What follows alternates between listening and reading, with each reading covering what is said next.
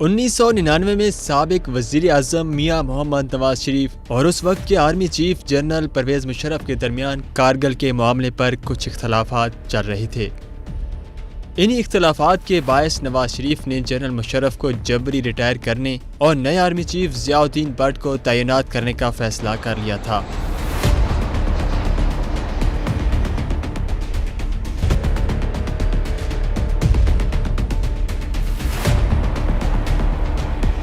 دس اکتوبر 1999 کو army chief Musharraf اپنی اہلیہ سمیت 2 دن کو دورے پر سری لنکا چلے گئے۔ پرویز مشرف کی ملک میں غیر موجودگی پر وزیر اعظم میاں نواز شریف نے مشرف کو جبری ریٹائرمنٹ کی نوٹیفیکیشن پر دستخط کیے، جس کے بعد مشرف کی جبری ریٹائرمنٹ اور نئے army chief Zia Uddin but کی تعیناتی کی خبر شام 5 بجے پی ٹی وی پر نشر کر دی گئی۔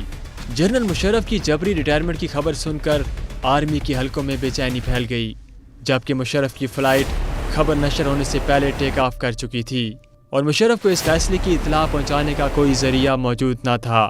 مشرف کے جہاز PK-805 نے 6:50 پر کراچی لینڈ کرنا تھا، لیکن نواز شریف نے D G civil aviation authority Aminullah Chaudhry کو مشرف کے جہاز کو پاکستان میں لینڈ کرنے سے منع کر دیا، اور یہی حکم اس وقت PIA کے چیئرمین سابق وزیر اعظم شاہد خاقان عباسی کو بھی دیا گیا۔ شاہد خاقان عباسی اور امین اللہ چودھری کے ساتھ نواز شریف نے IG سندھ کو بھی لینڈنگ روکنے کے احکامات جاری کر دیے۔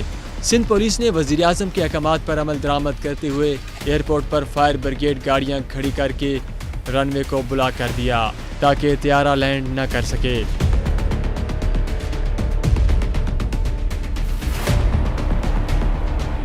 شام 6 بجے کے قریب ایئر ٹریفک کنٹرول سے کیپٹن سرورت کو پیغام دیا گیا کہ آپ طیارہ پاکستان کے کسی بھی ایئرپورٹ پر لینڈ نہیں کر سکتے۔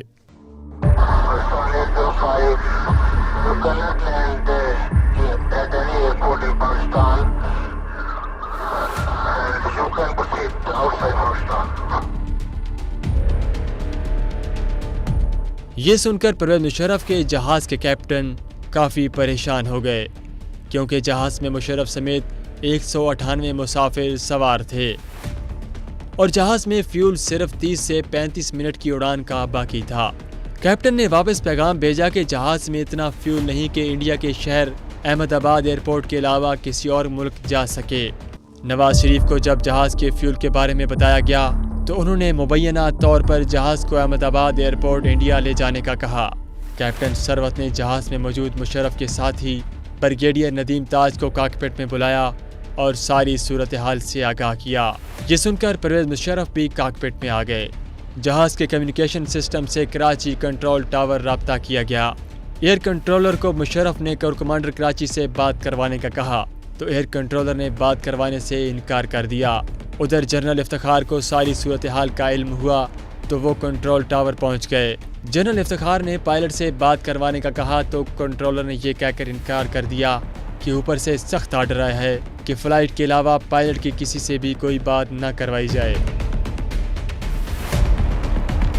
حالات لمحہ بلمحہ بگڑتی جا رہی تھی۔ ایئر ٹریفک کنٹرولر کا جواب سن کر جنرل افتخار نے اس پر پستول تان لیا، جس پر کنٹرولر نے پائلٹ سے بات کروائی اور جنرل افتخار نے پائلٹ کو احمد آباد انڈیا جانے کے بجائے کراچی میں ہی لینڈ کرنے کا کہا۔ جنرل افتخار نے مشرف کو نئے army chief Zia Uddin but کی اپوائنٹمنٹ اور اس کی جبری ریٹائرمنٹ کی خبر دی۔ بریگیڈیئر ندیم تاج اور جنرل مشرف بھی اس وقت پائلٹ کے ساتھ کاکپٹ میں موجود تھے۔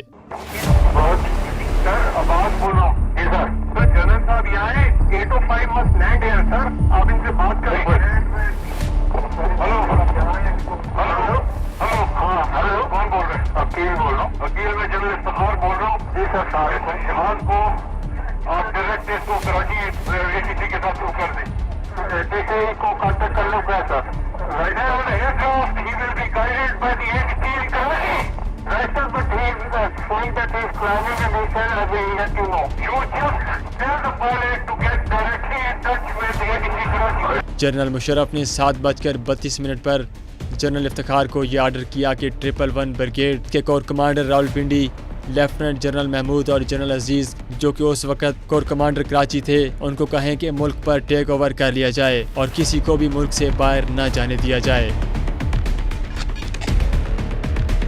ناظرین، لینڈنگ ٹائم 6:50 تھا جبکہ طیارے کو ہوا میں گھومتے ہوئے 50 منٹ ہو چکے تھے اور پائلٹ کی پریشانی بڑھتی جا رہی تھی۔ آخرکار فوج کی مداخلت سے 7:40 پر طیارے کو کراچی ایئرپورٹ پر بحفاظت لینڈ کروا لیا گیا۔ جب طیارے نے لینڈ کیا تو جہاز میں صرف 7 منٹ کا فیول باقی تھا۔